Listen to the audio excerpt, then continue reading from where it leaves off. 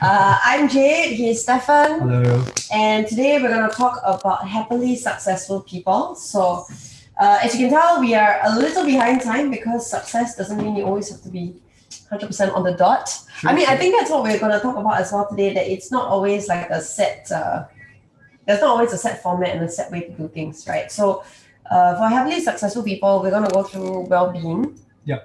Right, and I think Stefan, what do you tell us? I think there are three aspects that we're going to touch on today. Yeah. I think one big part which is important for well-being is that there are three strategies. The first is to increase our positive emotions, know what they are and how to increase them. The second strategy is to lower our negative emotions. And the third strategy is to increase our life satisfaction. So we'll talk a little bit more about these three parts in a while. So basically, if we kind of hit these three parts, we will be more happily successful. Yes. Okay, so stay with us as we go through this. Let's go right into it. Why do we need to consciously build our positive emotions, which is the first point that you mentioned?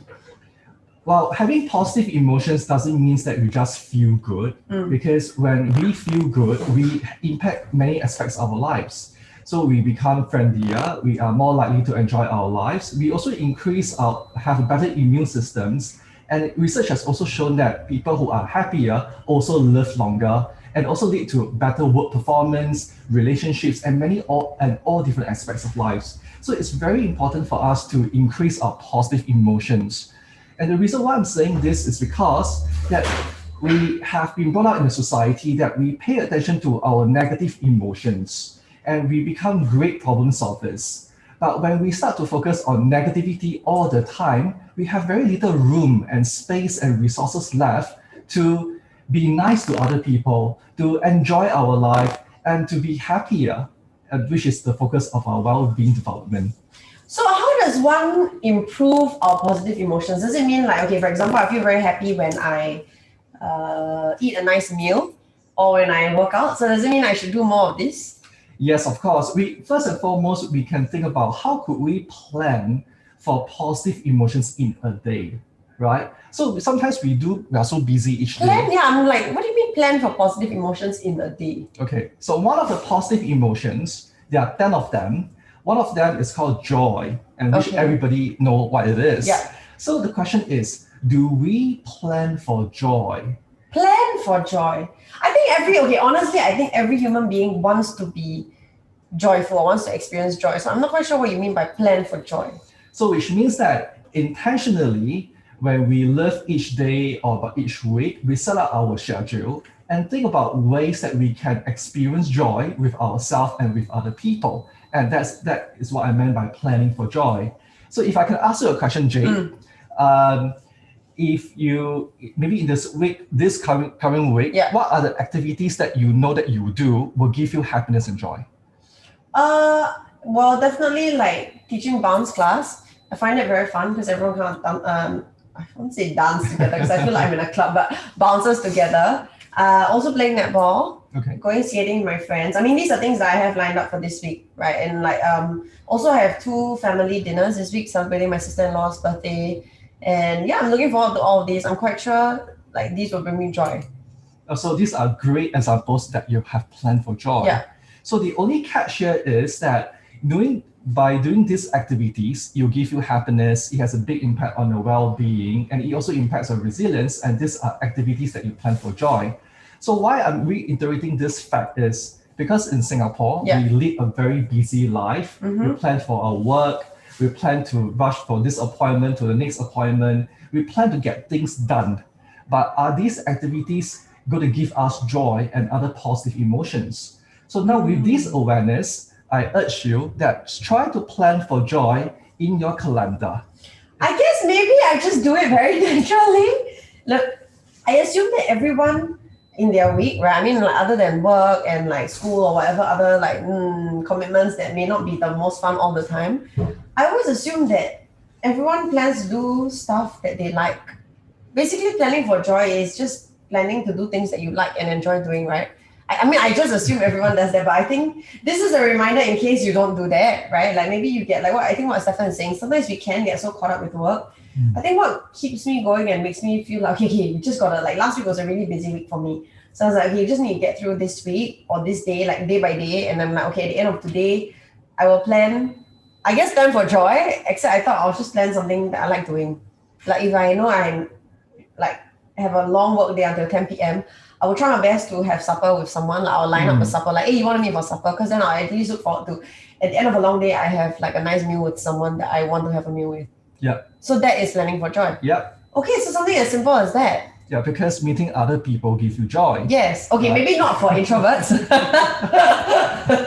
Well, introverts also plan for joy when they have one-to-one catch up or connection. Yeah. Okay, so Stefan is, I guess you're like in between. I like to say that I'm an introverted extrovert, but many people will disagree. I think after knowing you, I kind of agree. I think your first impression is maybe you're an extrovert, but after getting to know you better, I think you're more of an introvert. So maybe we can have some examples for the introverts, like how you would plan for joy.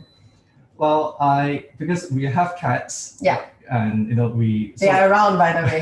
Yeah, they went upstairs. Yeah. So one activity I plan for joy is that I will spend a few moments a day to hug them, embrace them. Well, you could say that it is very natural because you have a pet. But if you do it with the intention that this activity will give you joy, it seems that you're working backwards. You're playing yourself up for success rather than failure. If I could go back to the point why we need to plan for joy, it's because we are programmed to be very negative. Because it helps us to survive better. We have programmed to become group problem solvers because we look for things to solve. But when we are so occupied with that kind of negativity mindset, we have very little space left to do other things. So when we intentionally plan for joy or do things that give us happiness in return, we are buffering ourselves against negativity and also building our resilience. So I think, one thing that really stood out from what you said is that it could be the simplest of things that you do anyway, right? But you intentionally tell yourself, because you know that like spending time with your cats brings you joy. So you tell yourself this will bring me joy, and that actually really will have the effect, a better effect. Rather than, okay, like if you spend the same 20 minutes hanging out with your cats, for example, you're saying that if you mindlessly do it, it's different from telling yourself like, okay, I'm like very busy today, but I'm going to spend these 20 minutes hanging out with my 2 cats. Yeah. That's what you're saying. Yeah. Something as simple as that. Yes. Okay, so I think that's something that everyone can do, even extroverts. Yes. Right? Because like for me, like joy is centered around people. You're right. But then maybe what I can say is I'm meeting a friend for supper. To me, I look forward to meeting that friend, but also to bear in mind that knowing that I will meet this friend and I will really, this is my way of finding joy in my day by meeting this person. Yeah. So you exactly have planned for joy without using the word that you plan for joy. Yeah. Then if I could jump in and share something quickly, because in Singapore, being a Singaporean, we always plan for comfort. Plan for comfort. Okay, give me an example of plan for comfort. So we plan for comfort, like we want to go for a massage, we want to go for go to watch a movie, and these activities that give us comfort. But some of these activities don't really give us joy. That is a tricky part. Okay, so now I'm struggling to understand. I'm sure you are struggling as well a little bit, because what if like I really enjoy going for massages and that's planning for comfort? Would that not also be at the same time planning for joy if I like plan this massage? Yes, it does give you joy to a certain extent. But what I'm trying to say here is that sometimes we use this as a happiness strategy, but it doesn't really give us comfort, give us joy, because we have been overusing it. And we keep on doing it again and again and again, expecting different results. Or have you experienced that? Have you experienced doing something that you really enjoy, but after you do it after a long while, it stops giving you joy? You start to become like, okay, it's just like another activity. I'm going for the sake of doing it. Okay. Yeah. I guess so. To counter that, we should do it more mindfully, you're saying? Or maybe we should think about the things that we're actually doing. Yeah. Okay. Yeah, I definitely know what you're talking about. Like, there are things that I do, then after a while, like, I'm laughing because this is something that I thought would bring me joy, because I really wanted to learn the violin for the longest time. So I started learning it like last year, and then I kept doing it. But then I actually was either borderline frustrated, or I was just like, okay, I have a lesson coming up and then I will go for it. But I realized like it didn't really bring me the sort of joy as like sports does. But I just did it because I was like, okay, I thought this would bring me joy. And I guess along the way I got busy, and I laugh now because it's only now when I'm talking to you, I'm thinking, yeah, actually, I mean so the joy that I get from playing the violin badly, is different from the joy I get from doing sports. And then I realized I'm definitely I get a lot more joy from doing sports. So I should spend that precious time doing that instead of trying to learn the violin in a really bad way, right? And basically being more mindful about the things that we're choosing, right? The things that we may be doing or have been doing for the longest time. Like maybe every Sunday you meet, I don't know, friend A, B, and C to have coffee, but actually you don't really enjoy it. Yeah. Right? Something like that. Like it's just something that you do, like every Sunday you meet these people, but actually, to be really honest, you don't really enjoy it. So maybe like there's one week when the three of them are on a trip and then you don't meet them and you spend the time alone at home instead. And you realize, oh my gosh, actually, I enjoy this more. Right? Like maybe you spend time at home, like for example, for you, like with your cats. Yeah. And then you realize that you enjoy this more. So that will be creating joy more than going to meet friend A, B, and C. Then maybe you should stop meeting them just because you've always met them. Yeah. Right? That's what you're saying. And we also get desensitized by things we think that give us happiness. So for example, that if you eating ice cream gives you joy, right? You can eat ice cream, but after eating the second ice cream, again, you will not experience that level of joy anymore. And if you eat the third ice cream, and the joy will completely disappear. And you might feel sick too. Yeah. Right? Yeah. So I think for joy and happiness, there are some sort of a happiness strategy that you can do, which will only give you joy to a certain extent. But if you do it again and again and again, it doesn't give you that same level of joy. Okay. Yeah. So that's what I'm trying to say here. So so I guess the point is to be conscious of the activities. Firstly, to even plan these activities. I think there might be people who get so busy they don't even plan it. They're like, oh, I'm too busy to. For example, every time I hear people tell me I'm too busy to date, I never understood that because I feel like I've always been busy, but I've always managed to find time to date, which is something that I like. I mean, it's just like, I guess it's part of meeting people. So when people say that means they're not making time for that part, right, of their life. So I think the first point from to increase our positive emotions is to make plans to find pockets of joy. Then the second thing is to like, okay, maybe you have these things that bring you joy, but to consciously savor them and enjoy them. Like for example, you and your cats, like, okay, I'm going to spend like a few minutes just playing with them and really tell yourself that's going to bring me joy and enjoy that. And then the third point is not to overplay it. Like let's say you spend your entire day at home playing with your cats, right? Like every day for like a month. The joy will be less than if you.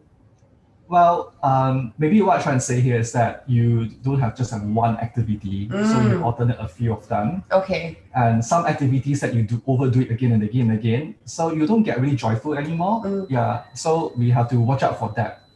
Okay. Yeah. And I know that some people have said that why should we be happy? I think this is also one of the questions that we want to address. So, why should we be happy? Yeah. Is that not the point of life? Exactly. Yeah. But some people that we've met, especially in my industry, they say that there's nothing to be happy about in Singapore. In Singapore? Why? Yeah, and because the economy is bad, COVID-19 is here, there's nothing to be happy about. There's nothing worth celebrating. There's nothing to be joyous about. Well, I like to say that maybe some of these people, they may take a more pessimistic approach. It's because that they do not want to set themselves up for more failure. Okay. So if they experience more joy, they realize that maybe their joy will disappear after a while. Okay. So they tend to plan another way that let's not plan for joy. Oh, yeah. That's horrible. Okay. But I guess now we're trying to say, encourage you, if you want to be happily successful, you should plan for joy. Yes. Okay, so to be happily successful, when we started, we said there were 3 points, right? So the first one is to increase our positive emotions. The second one is to decrease our negative emotions. Now, how can we do that? Well, how can we do that, right? Yeah. For me, I can share one example. Once I feel myself going into a dark place, or I start to ruminate and start to think about, oh, why did this happen, or why, etc. Then I'll ask myself whether is this a helpful or a harmful thought. Yeah. So if you find yourself ruminating, thinking back about things that has already happened, and it could be a small trigger, or it could be one negative event that happened in the day, but it starts to spoil the rest of the 23 hours of the day, then ask yourself this question: is this helpful or harmful? And if you find yourself saying that it is harmful to think, then you can stop thinking and pull yourself back from that negative emotions. Yeah, so this is one of the techniques we use in psychotherapy. I think I definitely need to remember that because I think I just posted something about this yesterday. Like I was going into the rumination spiral. I think we all have a point. There might be something like you said that triggers it, and everyone. I don't think anyone is above like not ruminating. It's just for how long do we ruminate. So I think this is very helpful. Like at that point, if I ask myself like, okay, are these thoughts helpful or harmful, and then to consciously make the effort to stop. Right. So that's how you would. That's one way to decrease negative emotions for sure. Yes. And of course, when a person is negative, right, it is very appealing to continue to be negative and go into that state of suffering. It's appealing. Yeah, because sometimes when a person is suffering, they do not know that they are suffering. Okay. Yeah, they may just be thinking again and again and again, and not realizing that they are actually ruminating, which means going round in circles, right? Yeah. Chasing their own tail. So when they find themselves in that state, ask this question: is it helpful or harmful, right? And then once you know that it is harmful, then you can stop by distracting yourself. That's one technique. Yeah. Wait, how do we distract ourselves? Change your environment. Oh, really? As simple as that? Yeah. Okay, so like you're sitting here on your couch and you're feeling like crappy. You're like maybe ruminating over something. Maybe something bad happened at work yesterday, and then like maybe it was kind of like your fault, and then you sit there and you ruminate. I'm sure you've all been there because I have definitely been there. Oh, I should have done this, I should have done that, I should have done this, I should have done that. So what you're saying is something as simple as just getting off the couch and maybe getting out of the house will help. Yeah, change your environment. Don't when you change your environment, you're changing the triggers in the environment. You're changing your mental state and also your emotional state. Okay. Yeah, and also don't drink. Don't drink. Okay, so that is like interesting because I think for a lot of people it's like, oh, you feel very down, and then friends say, come on, we go out for a drink. So no. Well, drinking alcohol is actually a depressant. So you could always have some for celebration, but if you are already on a low mood and you are starting to drink, it is not a healthy coping mechanism.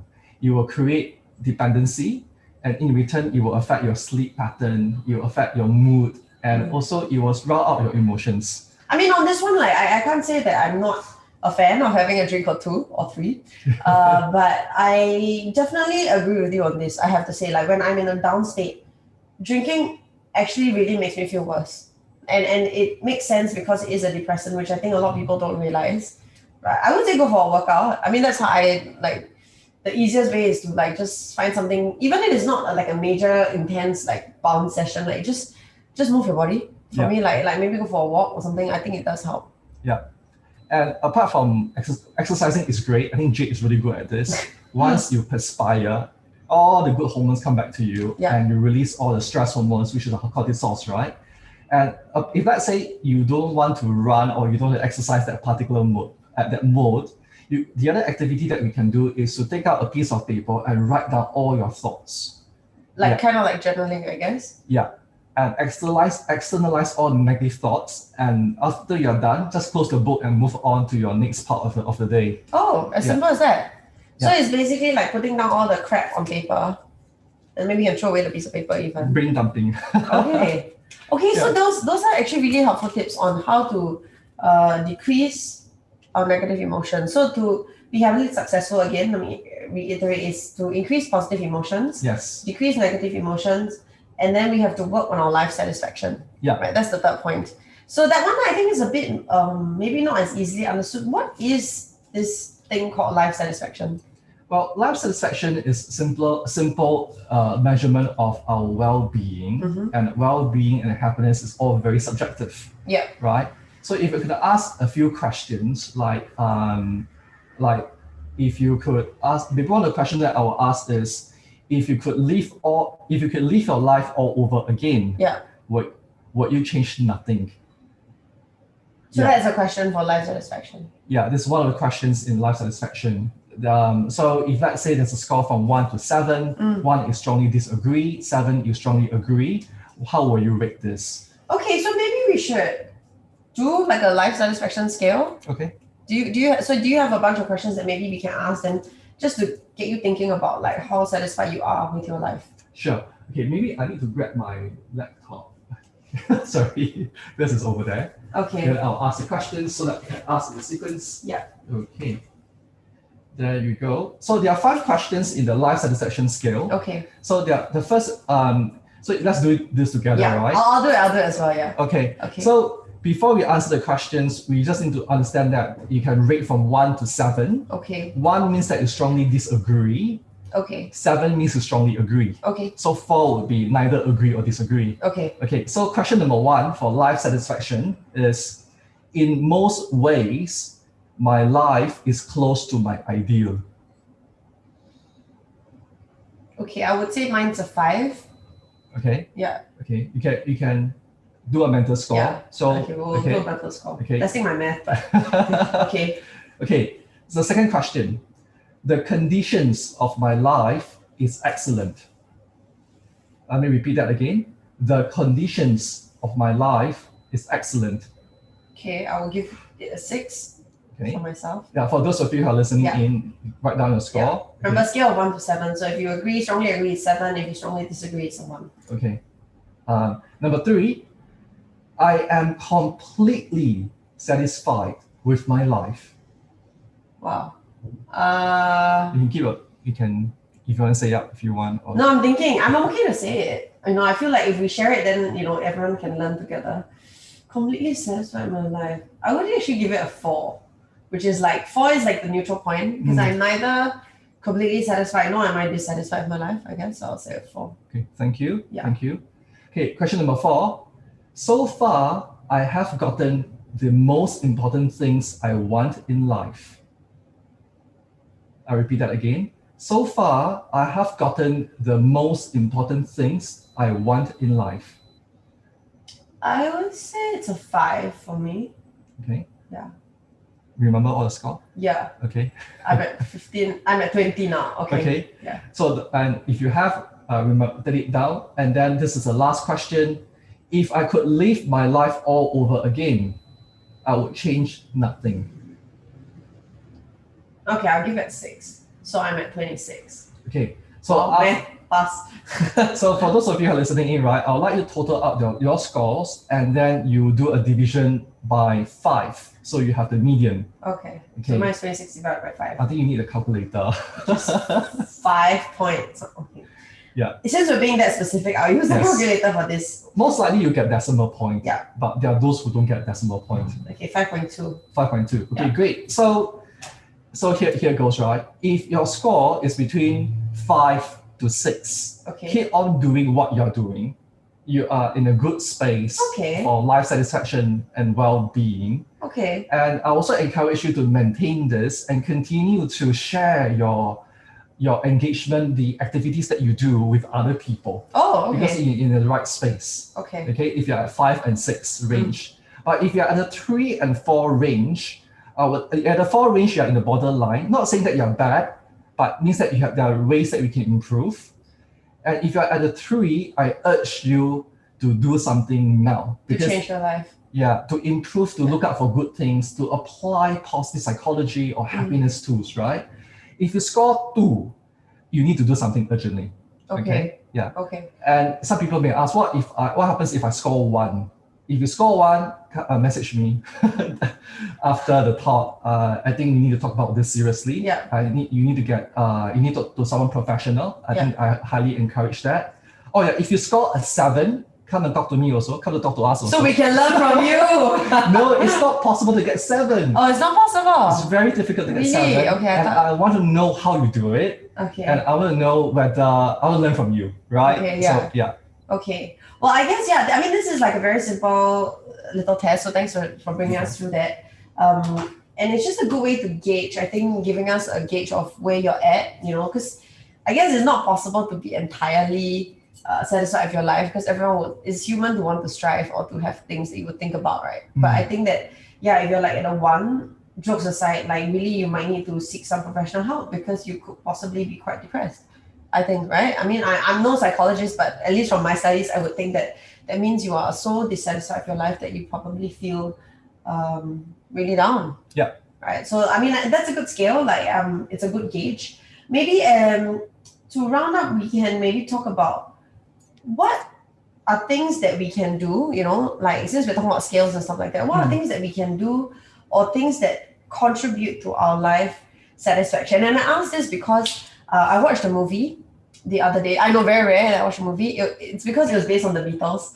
It's called Yesterday, Okay. right? And so it's basically this guy. Okay, let me not go into the synopsis of things, but at the end of the day, the lesson that the protagonist learned was that he wanted fame, right? And he wanted to be like a famous singer, but then he realized that actually that's not the key to happiness. Because with the fame, of course, came the money and all that, right? But which is what I think in Singapore a lot of us strive for, myself included, right? You know, it's just normal. We're brought up that way, and it's not a cheap city that we live in. So of course, everyone strives for more materially.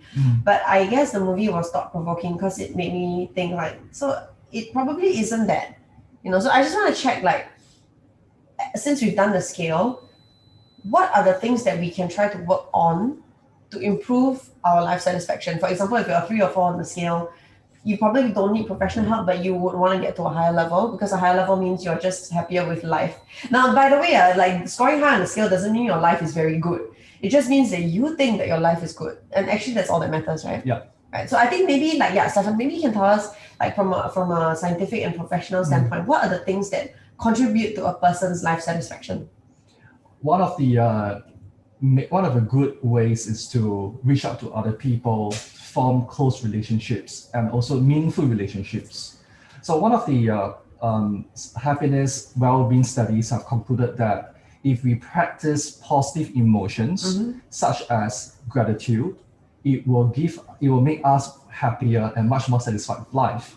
So when we express gratitude, we are also giving ourselves the permission to honor the good things that have happened to us, and also to honor another person.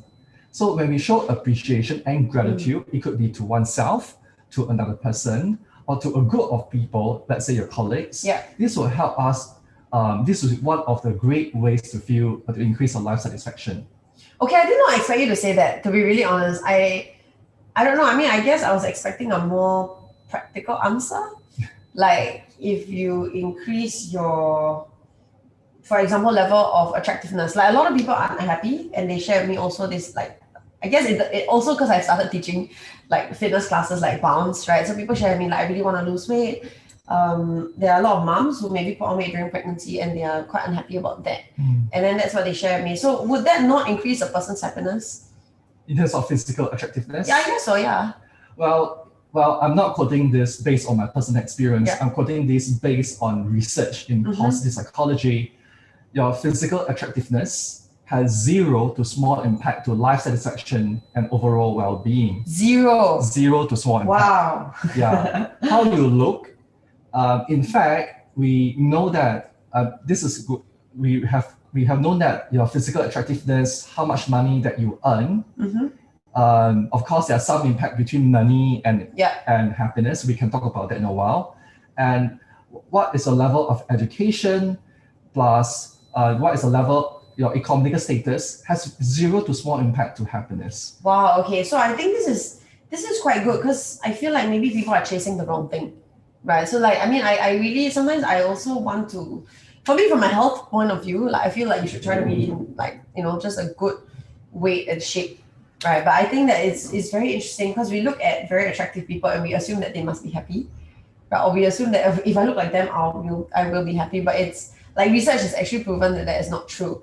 And what you're saying is to increase life satisfaction actually is something as simple as practicing gratitude. Yeah, we've talked about gratitude like extensively, I think, in other talks. But I think like just to take away from this session, like something as simple as like being grateful for like your colleagues. Maybe you have really nice colleagues. A lot of people have really like colleagues that they don't like. I'm just saying, right? But then if you're lucky enough to have colleagues that you like you should feel grateful for that and express it to them too, right? And like being grateful for your life in general, I think. So that's a very simple way, I think, that everyone can start to improve life satisfaction, which is just to start practicing gratitude in all ways. Yeah. And apart from gratitude, the other one is to use our strengths. And I think Jade and I have been talking about strengths in the last episode, so go back and check it out. But if you could focus on this, if you can use your strengths daily and you use it constantly for your relationships, for your work, you will experience a lot of engagement and flow, which is important for our happiness and well-being. The reason why Jade is so happy sometimes, because her strategy for joy is to go into flow because she uses her strengths. So when she become a bounce instructor, and when she do these activities and exercises, she's using her strengths, really. So I think Stefan is right. We have talked about strengths like really in detail, right? We have like quite a lot on it. You can go and check it out. But just a quick to bring it up to speed in case you have no idea what we're talking about. Everyone has like specific things that we're good at, and if we can find out what these are, which are our strengths, and if we use them daily in our work, not just in our play, but yes, in our work, if we can find jobs that will really help to use our strengths, that will really help to contribute to our life satisfaction. Yeah. Okay, I think we're going to maybe end off here. Okay. Maybe we'll just have one last thing, which is, do we have a specific exercise that we can do to help increase our life satisfaction? Well, I would like to say this. We always need other people. We have this need of social connection. Yeah. So if you want a quick way, do something good for another person. Okay. Yeah. You can, like, we call it random acts of kindness. Okay. If you can help someone to feel better, immediately you will feel better. I think it's very counterintuitive for people to think that way, but I just try it today, okay? Don't knock it. It's scientifically backed. I think that's a helpful exercise or activity that we can all try to do this week to increase our own life satisfaction. Yes. Okay, we're going to sign off. We'll be back with the next episode. Remember to check out our previous episodes. We've had many podcasts on habits, on strengths, on well-being in general, so make sure you go check those out as well. And we will see you